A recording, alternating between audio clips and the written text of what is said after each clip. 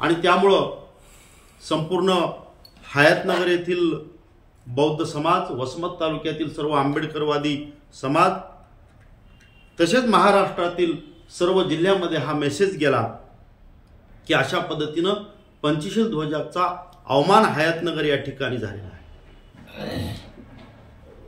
आणि म्हणून त्यासाठी हयातनगर येथील गावकऱ्यांनी रितसर उपविभागीय अधिकारी श्री माने साहेब यांना निवेदन दिले आणि की या गावगुंडावरती कारवाई करावी अशा पद्धतीचं निवेदन दिलं। जर कारवाई झाली नाही तर आम्ही सर्व गावकरी, महिला, युवक, पुरुष सर्व आम्ही या ठिकाणी उपविभागीय कार्यालयासमोर उपोषणास बसू, अमरण उपोषणास बसू असा इशारा त्यांनी दिला। आणि कारवाई कुठली झाली नाही म्हणून 11 फेब्रुवारीला या ठिकाणच्या महिला अमरण उपोषणाला बसल्या। हे अमरण उपोषण सतत 3 दिवस चालू होतं। त्यानंतर आम्ही सर्व आंबेडकरी कार्यकर्ते उपविभागीय अधिकारी यांना चर्चा करण्यासाठी गेलो असता त्यांनी एक बैठक आयोजित केली आणि त्या बैठकीमध्ये सर्वानुमते असं ठरलं की या प्रकरणाची सखोल चौकशी करण्यासाठी एक समिती नेमण्यात येईल आणि त्या समितीमार्फत या प्रकरणाची चौकशी करून संबंधित लोकांवरती कारवाई करण्यात येईल अशा पद्धतीचं लेखी पत्र आणि आश्वासन उपविभागीय अधिकारी श्री माने साहेब यांनी दिले। आणि त्या पत्रावर हयातनगर येथील महिलांनी आपलं अमरण उपोषण तात्पुरतं स्थगित केलं। त्यानंतर 13 फेब्रुवारीला ही समिती गठीत केली माननीय उपविभागीय अधिकारी यांनी। त्या समितीमध्ये या तालुक्याच्या तहसीलदार दळवी मॅडम ह्या त्या समितीच्या अध्यक्ष आहेत।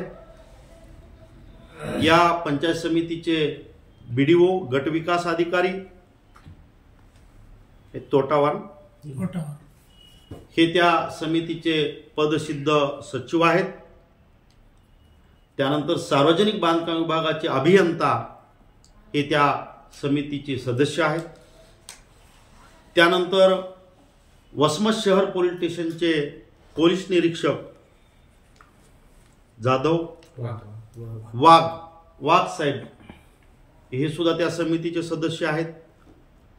आणि गावकऱ्यांच्या विनंतीला मान देऊन माझी म्हणजे दिवाकर पुंडगे गावकऱ्यांचा प्रतिनिधी म्हणून, हयातनगर येथील गावकऱ्यांचा प्रतिनिधी म्हणून मला या समितीवर सदस्य म्हणून नेमण्यात आलं, जेणेकरून गावकऱ्यांचा एक प्रतिनिधी असावा यासाठी ही नियुक्ती करण्यात आली। त्या पद्धतीनं ही 5 सदस्यीय समिती गठीत झाली। त्यानंतर मात्र तब्बल 1 महिनाभर झाली नाही आणि उपविभागीय अधिकारी यांनी सांगितलं की 10 दिवसामध्ये ही समिती चौकशी करेल आणि निर्णय देईल। परंतु तब्बल 1 महिना या समितीची बैठकच झाली नाही। किंबहुना मला सुद्धा या बैठकीचं पत्र किंवा तसा फोन बैठक असल्याचं कोणीही केला नाही। मी जेव्हा उपविभागीय अधिकारी यांना फोन केला किंवा या समितीचं काय झालं आणि या बैठकीचं काय झालं तेव्हा त्यांनी सांगितलं की मी तहसीलदार मॅडम यांना सांगतो बैठक घेण्याचं। त्याच्यानंतर कुठं हे सूत्र हल्ली आणि मला या ठिकाणच्या गट विकास अधिकाऱ्यांचा फोन आला की दिनांक 5 मार्चला या समितीची बैठक तहसीलदार मॅडम यांच्या दालनामध्ये होईल दुपारी 3 वाजता अशा पद्धतीने त्यांनी फोन आला आणि त्यांचं पत्र मला तसं माझ्या व्हॉट्सअपवरती त्यांनी पाठवलं। मित्रो 5 मार्चला ही बैठक झाली या बैठकीला सर्व सदस्य उपस्थित होते। अध्यक्ष मॅडम सुद्धा या बैठकीला उपस्थित होत्या। कोणी पत्रकार नव्हते किंवा त्रयस्थ व्यक्ती त्या दालनामध्ये कोणी नव्हता, त्यामुळे त्या ठिकाणी जी चर्चा झाली ती चर्चा बाहेर येणं आणि लोकांना समजणं हे गरजेचं आहे। म्हणूनच आज आपण सर्वांना या ठिकाणी निमंत्रित केलं। तर रीतसर बैठक सुरू होऊन अध्यक्ष मॅडम यांनी हयातनगर येथील जे ग्रामसेवक आहेत त्यांना या संदर्भात प्रश्न विचारले। त्यांनी सांगितलं की आमचा याच्याशी कुठलाही संबंध नव्हता, आम्ही ठराव घेतला, परंतु ग्रामपंचायतने ही कारवाई केलेली नाही। म्हणजे ग्रामपंचायतचे सरपंच, उपसरपंच, ग्रामसेवक यांना या प्रकाराची कुठलीही कल्पना नव्हती असा त्याचा अर्थ होतो। आणि मित्रांनो, ही जी कारवाई आहे ती ही कारवाई त्या ठिकाणच्या गावगुंडांनी स्वतः कायदा हातात घेऊन ही कारवाई जाणीवपूर्वक केली। अशा पद्धतीचं निवेदन मी तहसीलदार मॅडम यांना सांगितलं। तहसीलदार मॅडम यांना पूर्व घटनाक्रम सांगितला की कशा पद्धतीनं ही सगळी कारवाई जी झालेली आहे ती अनुचित कारवाई झालेली आहे। या कारवाईला कुठलाही न्यायिक अधिकार नाही किंवा कायदेशीर त्याला अधिकार नाही। असं असताना ही कारवाई अनुचित लोकांनी ही कारवाई घडून आणली आणि या पद्धतीनं त्या ठिकाणी सरपंचाला सुद्धा म्हणजे सरपंच आलाच नाही। सरपंच येणं आवश्यक होते या समितीसमोर, परंतु सरपंच त्या ठिकाणची महिला आहे, ती सरपंच महिला त्या ठिकाणी बैठकीला या समितीसमोर उपस्थित राहिली नाही। तर या समितीसमोर आपलं म्हणणं मांडण्यासाठी सरपंच बाईचा पती जो की डोके नावाचा व्यक्ती आहे तो व्यक्ती हजर राहिला आणि तहसीलदार मॅडम यांनी वास्तविक पाहता सरपंचाला उपस्थित राहण्याची तंबी घालणं गरजेचं असताना, कारण तहसीलदार मॅडम ह्या एक महिला आहेत आणि महिलांचे जे अधिकार आहेत त्यांच्या प्रती ते संवेदनशील आहेत, असं असताना त्यांनी सरपंचाला उपस्थित न राहू देता तहसीलदार मॅडम यांनी सरपंच बाईच्या पतीला त्या बैठकीला उपस्थित ठेवून त्यांच्याकडून त्यांचं म्हणणं मांडलं। हा जो प्रकार तहसीलदार मॅडम यांनी केलेला आहे तो अतिशय या घटनेला, राज्यघटनेला आणि महिलांच्या अधिकाराला काळिमा फासणारा हा प्रकार या ठिकाणी एका महिला तहसीलदाराकडून घडलेला आहे, त्याचा मी या ठिकाणी तीव्र शब्दात निषेध करतो। मित्रो, उद्याच्याला 8 तारीख आहे, 8 मार्च आहे। 8 मार्चला जागतिक महिला दिन या ठिकाणी संपूर्ण जग साजरं करत आहे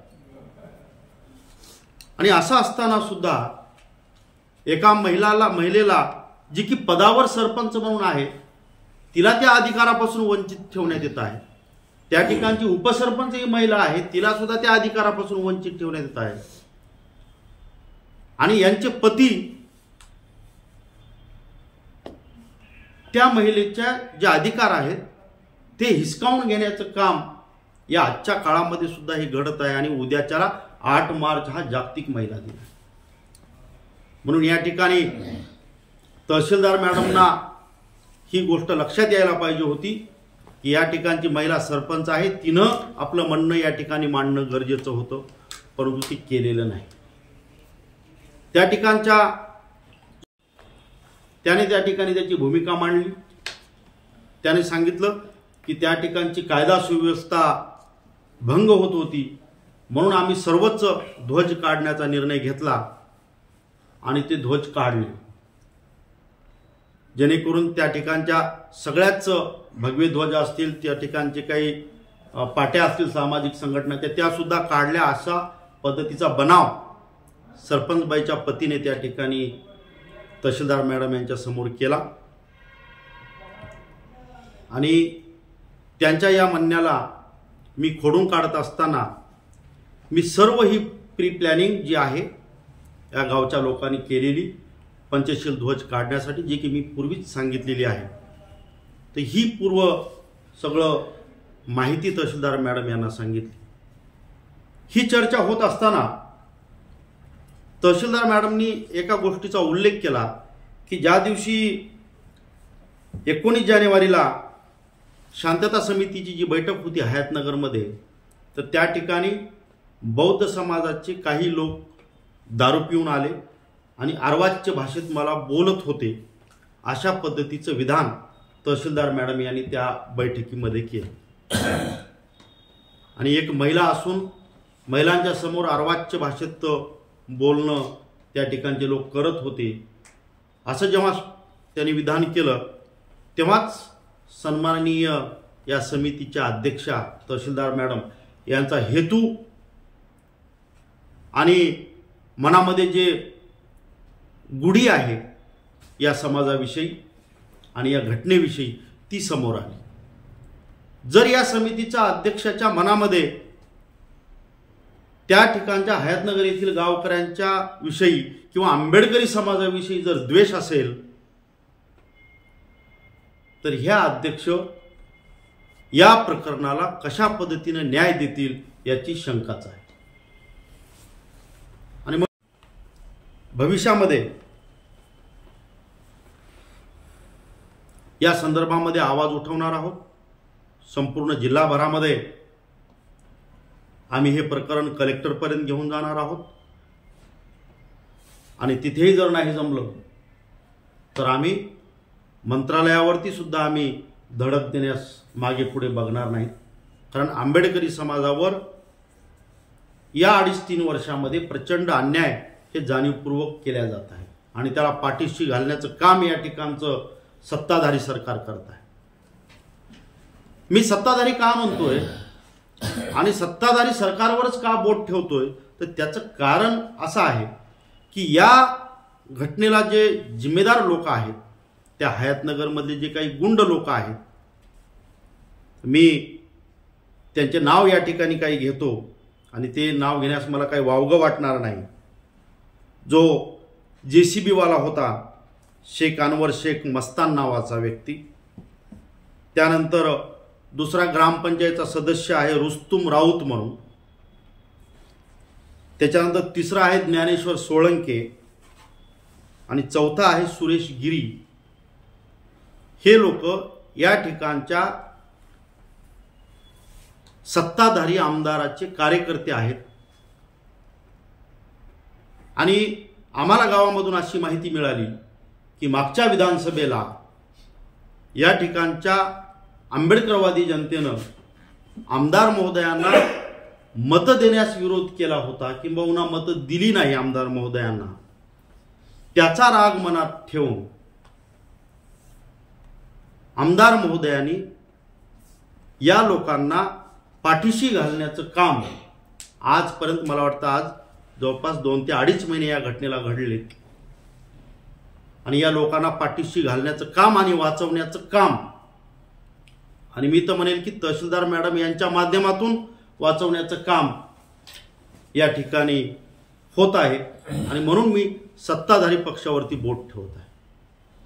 यातला जो डोके नावाचा सरपंचबाईचा पती आहे, तो सुद्धा या प्रकरणामध्ये अतिशय दोषी आहे.